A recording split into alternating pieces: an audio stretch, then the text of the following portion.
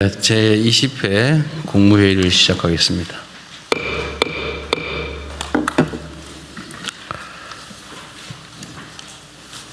네, 닷새 동안의 징검다리 연주가 끝났습니다. 다들 어제 어린이날은 봉사 잘 하셨나요? 네. 이 통일부 장관님만 봉사 잘 하시는군요. 네. 네. 국민 모두가 가족들과 함께 잠시나마 행복한 충전 시간을 가졌기를 바랍니다. 헌법 개정안에 대한 국회 표결이 내일 진행될 거라고 합니다. 1987년에 현행 헌법이 제정된 이후 대한민국이 정치, 경제, 사회 여러 측면에서 참으로 큰 변화를 겪었습니다. 그런데 헌법은 여전히 지난 40여 년 동안 제자리 걸음입니다. 보통 이렇게 표현하죠. 세상이 변했는데 덩치는 커졌는데 옷이 맞지 않는다. 그럼 옷을 좀 고칠 필요가 있지 않냐. 이런 얘기들을 합니다. 지금 헌법으로는 지금 현재 우리 대한민국 민주주의의 수준이나 국민의 삶의 상황 또 국가의 미래를 충분히 담보하기가 어렵습니다. 또 동시에 전면 개헌을 하기는 부담이 너무 큽니다. 또 정치적 이해관계가 엇갈리기 때문에 합의가 쉽지 않습니다. 그렇다고 다 미룰 것은 아니고 할 수 있는 만큼은 하자. 이런 실용적인 태도로 접근할 필요가 있습니다. 부분 개헌을 합의되는 만큼 순차적으로 해 나가는 것이 현실적인 방법이다라는 생각이 듭니다. 예컨대 불법 계엄을 더 이상 못하게 하자, 국회 통제를 강화하자. 이거 어떤 국민이 반대하겠습니까? 그 반대하는 사람이 조금 있을 수는 있죠. 그 사람들은 불법 계엄 옹호론자라고 봐야 되지 않겠습니까? 계엄 상황도 아닌데 불법적으로 정권 유지를 목적으로 또는 사익을 목적으로 계엄을 선포해서 군대를 통해서 나라를 망치면서 독재를 하겠다. 이런 것을 못하게 하는 게 당연한 거 아닌가요? 그래서 이 비상계엄에 대한 합리적 통제를 헌법에 넣자. 이건 누가 반대할까 싶습니다. 또 한 가지는 지금 또 5.18이 다가옵니다. 국민이 맡긴 권력, 국민이 맡긴 나라를 지키라고 준 총칼로 국민을 살상하고 헌법 질서를 파괴한 광주 5.18 사건과 같은 일이 다시는 벌어져서는 안 되겠죠. 5.18 때가 되면 누구나 그렇게 말합니다. 5.18 정신을 헌법 전문에 넣자. 그래서 또 일각에서는 부마행정 정신도 넣자. 누가 반대합니까? 공개적으로 다들 얘기하지 않습니까? 뭐 여당, 야당 할 것 없이 다 하죠. 근데 이번에 헌법 전문에 실제로 넣을 기회가 되었습니다. 그럼 왜 반대합니까? 말이 안 되죠. 지방자치를 강화하자. 모든 국민이 동의하는 일입니다. 반대할 이유가 없는 이 헌법 개정안에 표결이 내일 이루어집니다. 오랜만에 만들어진 기회인데 모든 국민이 동의하는 이 당연한 그리고 모든 정치권들이 이때까지 이구동성으로 말해왔던 것들을 내일 실천했으면 좋겠습니다. 지방선거가 이제 다가옵니다. 선거라고 하는 것은 민주주의를 취하는 민주공화국에서 가장 중요한 절차죠. 헌법에 대한민국의 가장 고위 규범의 나라의 주인은 국민이다 라고 써 있습니다. 그러나 지리적 또는 뭐 여러 가지 사회적 여건 때문에 모두가 모여서 의사결정을 하기 어렵습니다. 그래서 대리인을 뽑아서 그 대리인들이 공동체 모두에 관한 일들을 하게 하는 것, 이게 선거제도 아니겠습니까? 잘 뽑아야죠. 그러려면 이 선거권을 가지는 선택권을 가진 우리 국민들께서 정확한 정보를 접할 수 있어야 됩니다. 그래서 국민들의 의견, 의사를 왜곡하기 위해서 가짜 정보를 유포한다든지 또는 의사결정을 방해한다든지 돈으로 매수한다든지 권력을 가지고 개혁을 한다든지 조작을 한다든지 이런 일이 절대 있어서는 안 됩니다. 그래서 선거인들이 자유롭게 선거에 관한 후보에 관한 정보를 수집하고 그 정보에 의해서 합리적인 판단을 할 수 있도록 하는 것은 정부의 가장 큰 책무라고 생각이 됩니다. 제가 전에 경찰, 검찰 그리고 감사, 선관위 이 기관들한테 이런 당부를 드린 일이 있습니다. 소위 3대 선거 범죄에 대해서는 신속하게 엄정하게 대응해야 된다. 예를 들면 상대를 음해하기 위해서 흑색선전을 하는 행위 또는 금품을 살포해서 선거 질서를 어지럽히고 표를 매수하는 행위 또 하나는 공직자들의 선거 개입 행위죠. 이 범죄들에 대해서는 아주 과감하게 신속하게 엄정하게 대응하시기 바랍니다. 그리고 지금 최근에 하나 문제된 게 있던데요.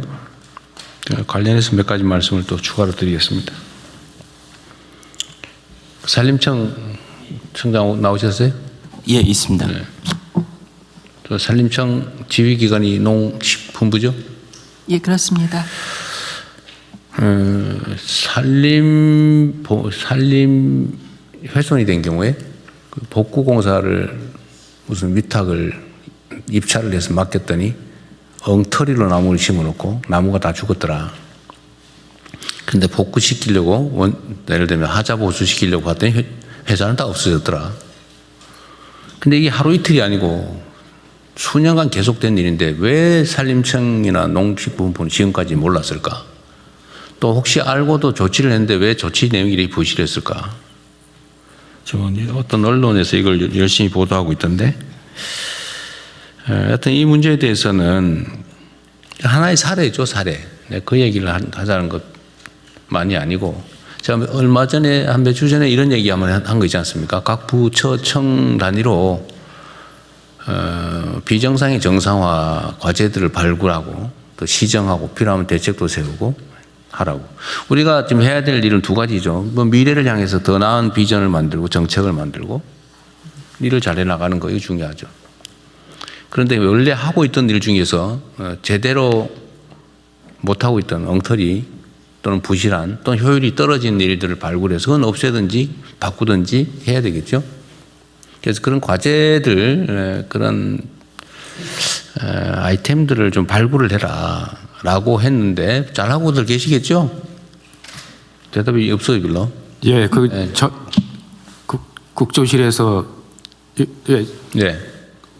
국무일차장입니다. 네. 국조실에서 전부처 그걸 받아서 지금 총괄 TF에서 점검을 하고 있습니다. 네, 다 이미 다 받았어요? 네, 그렇게 빨리 되기는 어려울 텐데요. 그거 쉽지 않습니다. 이게 전에도 한번 말씀드렸지만 똑같은 걸 보고도 발견을 못해요. 보고도 모른다니까요. 제가 전에 예를 한번 들었잖아요. 좁은 골목에 이렇게 화단 만들어가지고 거기다 배추 심어먹고 대파 심고 가는데 그 보고도 그게 문제인 줄을 몰라요. 왜? 하도 오랫동안 그대로 계속됐으니까. 보고도 저건 원래 있던 거지. 그런데 이거 원래 잘못된 거죠. 오래 방치됐다는 이유로 거의 정상이 될 수는 없는 거죠. 근데 이거는 다른 시각을 가지 않으면 잘 안 보여요. 원래 있던 사람은 그냥 당연히 있던 거니까 정상으로 보이죠. 시각을 좀 바꿔야 된다. 예를 들면 문제의식을 가진 사람들의 의견을 듣든지 아니면 뭐 현장을 솔직히 실제로 가보든지 아니면 전부 다 모여서 한번 정말 다 우리가 좀 비판적 시각에서 우리가 하고 있는 일들의 문제를 한번 찾아보자고 해서 다 털어보든지 뭐 어떤 뭔가 이런 기존에 해왔던 것과 다른 노력을 하지 않으면 안 보입니다. 열심히 하는데 다 헛스윙이에요. 그렇게 되면 안 된다는 거죠. 그래서 이거 시간을 제가 아까 비서실장한테 6월 중순 정도까지 해보는데 어쨌든 한 달 한 반 정도 지금까지 한 달은 됐을 텐데요. 그 사이에 좀 색다른 시각으로 좀 찾아보세요. 그러니까 이 산림청관 같은 이런 일이 벌어지는 거예요. 이거 몇 년 동안 했는데 그건 넘어왔잖아요, 지금. 왜 그걸 언론이나 소위 비판적인 야당 국회의원들이 자료 수집을 요구를 해서야 비로소 발견합니까? 그 제가 처음에 내가 취임 초에 이런 얘기 했잖아요. 야당에게 고맙게 생각해라. 언론에게 고맙게 생각하자. 왜냐하면 우리가 못 보는 것도 찾아주거든요. 그 전에 제가 이 지시도 나는데 나중에 한번 점검할 겁니다. 그 야당이든지 언론이든지 시민단체든지 무슨 전문가든지 지적했던 것들이 어떻게 시정되고 있는지 그 하고 계시겠죠, 다들. 언제 지적된 건 이런 게 있다.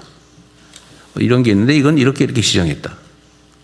이런데 시정을 못하다. 아니면 지적이나 보도가 이런 게 오히려 문제가 있다. 이렇게 해서 정리를 해야죠. 그냥 적당히 넘어가면 안 되잖아요. 원래 국정감사나 이런 데서 지적된 것은 그 결과 보고를 국회에 하게 돼 있죠, 아마. 그러니까 나름대로 확인했을 겁니다. 근데 언론이나 민간에서 지적된 것 또는 민원의 형태로 제기된 거 이런 거를 체크했는지 잘 모르겠어요. 그래서 우리 막 정부에 연간 천수백만 건의 민원이 들어오잖아요. 그거 정말 보물창고 같은 겁니다. 그냥 귀찮아서 이렇게 하지만 뭔가 행정개혁을 하겠다, 좀 문제 있는 문제를 시정하겠다는 시각을 가진 사람 입장에서 그거 되게 고마운 거예요.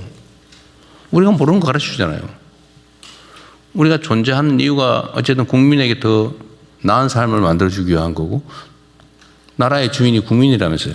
꼭 국민이 이런 개별화되어 있긴 하지만 이런 문제가 있습니다 지적하면 그게 개인적 이익을 추구하는 행위라면 난 모르겠지만 상당수는 구조적인 문제란 말이에요. 그건 고맙죠. 그걸 뒤져보면 우리가 해야 될 일이 잔뜩 들어있어요. 얼마나 좋아 그게. 보물창고 같은 거라니까요. 그 민원이라고 민원, 특히 집단 민원 이런 거 있잖아요. 저는 저한테 막 개인적으로 이거 문제입니다 그러고 보내주면 제가 가끔씩 메시지로 밤늦게 보내잖아요. 여러분들한테. 그거 고맙더라니까요. 지적해 주니까. 내가 모르는 거 가르쳐 주는 거잖아요. 기회죠, 기회. 어쨌든 그런 새로운 좀 시각으로 각자가 맡은 부처청이 맡고 있는 일들을 또 장관이나 이게 위원장이 다 알 수 없잖아요. 알 수 없으면 다시 또 차관이든 실국장이든 또 과장이든 밑으로 내려갈 텐데 그 사람들한테도 제가 하는 얘기를 똑같이 나누면서 생각도 바꿔서 일선 실무자들까지도 내가 맡고 있는 일 중에 이거는 이런 문제가 있어. 적당히 넘어갈 게 아니고. 그래서 가장 말단에서 실무자가 제일 중요해요. 실무자한테 말을 하게 해야지. 말을 들어야죠. 그런 기회들 좀 많이 가지세요. 그래야 나라 살림이 바뀌죠. 우리가 무슨 기존의 다른 공직자들이 하는 거와 다른 완전히 무슨 초능력을 가진 것도 아니고 뭔가 더 나은 세상을 어떻게 만들어요. 우리가 특출한 능력이 있어서가 아니란 말이에요. 초인이 아니잖아요. 그냥 평범한 사람들이잖아요. 근데 더 나은 상황을 만들 수 있어요. 이런 관심을 통해서. 그래서 각자가 맡고 있는 좀 비정상적인 또는 비효율적인 일들을 최대한 찾아내서 그걸 교정하는 거예요. 손발이 좀 바쁘겠죠. 콩알 모으듯이 하자. 획기적인 한 방은 없다. 작아 보이는 일들을 많이 하는 거, 열심히 하는 거.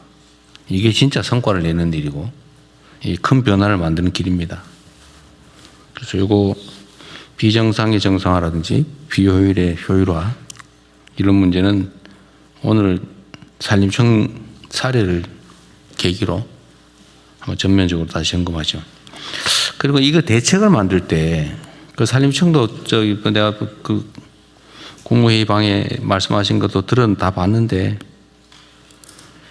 제일 중요한 것은 무슨 행정 제재, 형사 제재 여러 가지 있죠. 근데 행정 제재는 이미 효과가 없잖아요.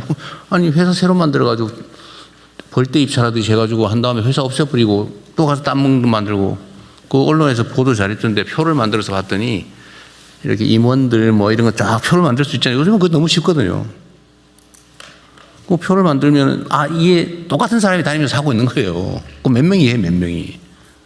전에 경기도에 무슨 부동산 그 쪼개기 투기하는 거 있잖아요. 막 땅 사가지고 쪼개가지고 팔고 나 도망가고. 그것도 다 법인 뒤져가지고 다 해봤더니 똑같은 몇 사람에서 회사 만들어 쭉 하고 있더라고. 표 만드니까 몇 사람으로 쫙 집중이 돼요. 이거 언론들도 다 하는 걸 왜 정부 부처는 못 하겠어요? 그 행정제재를 아무래도 소용없죠. 새로 만드는데. 그러니까 소용없고. 형사제재, 그 바지 사장 내세워가지고 그 조사받고 뭐 벌금 해봐야 벌금 몇 푼 나오고. 그걸 또 바지 사장 내서 또 만들고 이러면 되는데 그게 뭔 소용이 있어요? 그것도 몇 년씩 걸리고. 그리고 그 사이에 온갖 부정 비리가 발생하죠. 막 로비하고 막 정치인 쫓아다니고.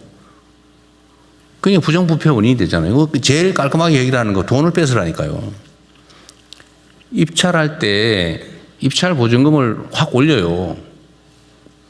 보증금을 확 올려가지고 낙찰된 회사를 다 뒤져요. 그 진짜 사무실이 있는지 직원이 있는지 페이퍼 컴퍼니인지 확인해가지고 만약 페이퍼 컴퍼니고 부정부패가 있는 기업이다 그러면 보증금 몰수한다고 해보세요. 그 누가 그 가짜 회사 만들어 입찰하겠어요?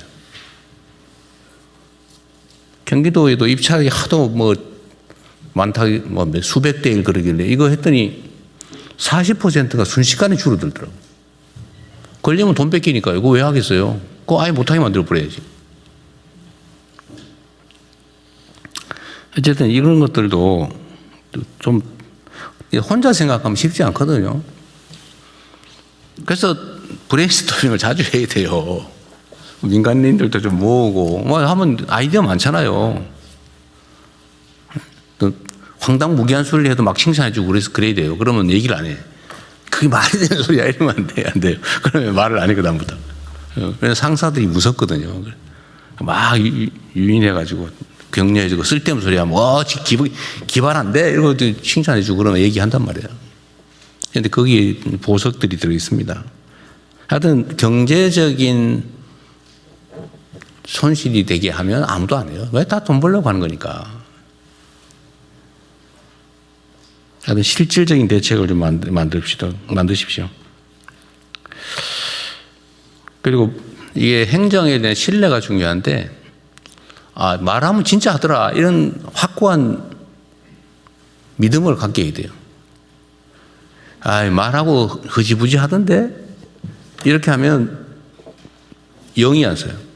그래서 말한 건 반드시 지켜야 됩니다. 저도 그 점은 분명하죠. 제가 시기가 언제인지는 모르지만 반드시 체크합니다. 전에 이거 한 거 어떻게 됐냐고. 물론 가끔씩 좀 늦어지는 경우는 있긴 하지만 여러분도 마찬가지예요. 뭐 당연히 잘 하시겠죠. 업무 지시하고 이러면 반드시 체크해야 됩니다. 그런 측면에서 이 계곡 정비하는 거 있잖아요. 행안부 장관님. 3월 말까지 한다 그랬죠 원래. 예. 아직 보고 못 받으셨습니까? 아니 그 제가 보고받는 거 별로 의미 없어요. 네네. 3월 말까지 정리를 한다고 했는데 그 다음에 뭘 할 거냐. 그 다음에 지금 지금부터 감찰을 해야지. 전국적으로 감찰을 시작했습니다. 5월 초부터. 예. 발견할 수 있는데 발견을 안 했다든지. 830여 건이었는데요. 그 대통령이 말씀 주시고 4만 건이었다면서. 33,300건이 넘었습니다. 그런다니까요. 이번에는 항공사진, 위성사진까지 다 동원해가지고 네. 또 AI 기술까지 동원해서 전국을 싹 스크린을 했습니다. 그러십시오. 이게 국정의 신뢰에 관한 문제예요. 권위에 관한 문제입니다. 예. 또 적당히 넘어갔네 이러면 뒤에서 욕해요. 고마워하는 게 아니고요. 비읍시옷하면서 욕해요. 네. 절대로 그렇게 방치하면 안 됩니다. 네, 이거는 일종의 바로미터 같은 거에서 어떻게 되나 지켜보는 사람이 많아요. 단속을 했다는데 진짜 없어졌나? 그러니까 자기가 평소에 가는데 가서 확인한단 말이에요. 진짜 제대로 하나? 그러면 그래서 이제 여름 행락철 오기 전에 그렇죠. 1차 감찰을 하고요. 행락철 시작되고 나면 2차 감찰을 또 할 계획입니다. 그러니까 이게 그 개별적으로 보면 별거 아닐 수도 있어도 전국적으로 보면 완전 국토를 모두의 것인 국토를 가지고 자기 혼자 돈벌이 한다고 그 폐쇄하고 그러면 안 되잖아요, 그죠? 온 국민이 화나잖아요. 예를 들면 전에 저기 남원인가 어딘가 그 왜 우리 네네. 토론할 때 어떤 분이 말씀하셔서 그 단속해 봤더니 불법 시설 운영하는 거를 도와주기 위해서 불법 다리를 놓고 있었다는 거 아닙니까? 맞습니다. 예, 예. 그럼 황당히 대통령이 지적했는데도 그 다음에 계속하고 있어요. 그래서 그것도 이제 감사 결과가 왔던데. 감사해서 지금 그 고발 조치도 하고. 그러니까. 예, 예. 근데 그런 거는 징계하는 건 별로 효과가 없다니까요. 네. 왜냐하면 그 이상의 이익이 있기 때문에 형사처벌 해야지 그런 거. 공무원 자리를 더 이상 못하게 만들어야죠. 예. 그 너무 명확한 배임죄던데 현행 보면서. 그렇습니다. 하여튼 이 개국 정비도 일정한 시한을 정해서 체크를 하고 그 결과 보고를 저한테도 제가 국정상황실장 어디 있어요? 그거 받았어요? 개국 정비 2차 단속한 거? 못 받았습니다. 제가 아직- 확인 못했습니다. 저기 정무의 예. 어디? 자치발전 비서관 아 그래요? 언제쯤 주셨어요? 그 4월 중순경에 취합해서 보냈습니다. 그래요? 네네. 그 여튼 우리 그럼 청와대 안에 약간의 정보 소통에 문제가 있나 본데 한번 국정상황실장이든 비서실장도 한번 챙겨보십시오. 네. 네. 어쨌든 이제 그 다음 단계는 제가 전에 얘기한 대로 첫 번째는 옛날에 하던 대로 한 거고, 아이 뭐 보고하라니까 생색용으로 몇 개 해서 한 개 880 몇 개였죠. 네네. 제대로 한다고 한 게 33,000 몇 개였다. 예, 예. 그거 말고도 많이 있을 겁니다. 그럴 겁니다. 네, 근데 이제 지금부터는 어떤 공직자가 그거를 방치했나 거기에 중점을 둬가지고 감찰하고 필요하면 여기 경찰 필요하면 다 직무유기로 다 수사하도록 하고 예. 법무부도 좀 신경 쓰고 검찰도 신경 쓰고 하십시오. 그